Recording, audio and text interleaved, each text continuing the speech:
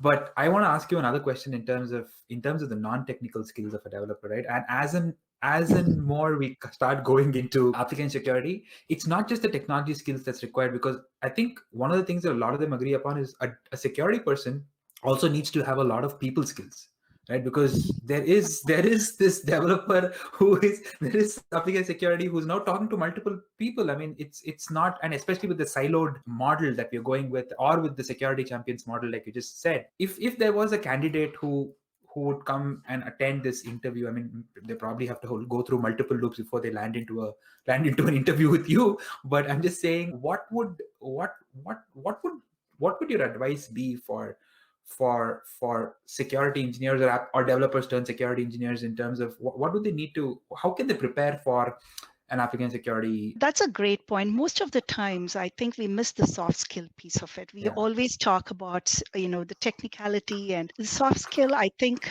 when we do interviews in Fannie Mae in general, especially my team, we are looking for attitude and aptitude. One of the simple analogies I give is some kids, 8 months, they start walking and running, or walking probably. And some of us take, a year and a half to walk. But it doesn't matter. We all walk eventually, right? It's just the pace at which we learn is different. But I think the attitude and aptitude of that learning, I need to walk, that is the most important. So when we are looking to hire people, in addition to the technical skills, we are not asking, I know all the time when we post jobs, not only in my team, we ask for 5 different skill sets in one person. We are trying to get the unicorn of unicorns, right? Which is impossible. But Yeah. you know what? We just try our luck.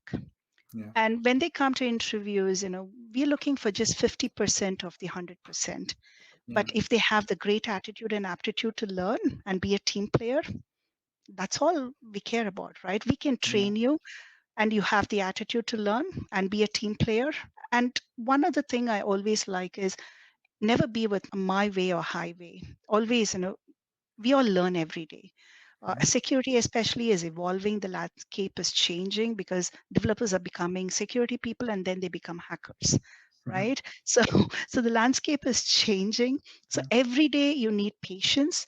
And if you like reading mystery books, information security is the best, because every day it's like a mystery you're trying to solve. That's possibly the most unique thing that I've ever heard till date of advice saying read mystery books. I mean, that's very interesting. That's probably going to go as the tagline on this particular video at some point.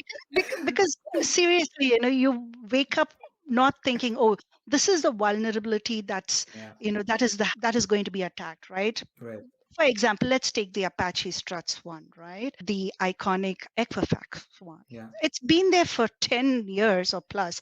Nobody cared about it. And one fine day, somebody realized, okay, there's a vulnerability which is lying there for 10 years. Let's attack. So it changes. And if you don't like mystery books, and if you don't like things, if you like 9 to 5 job, and just focus on documentation, that's information security is not probably for you. There is, there are other sections where you can document, but I think if you're coming into application security, especially red teaming and devs, it's completely on a day-to-day basis. You live the day for that particular day.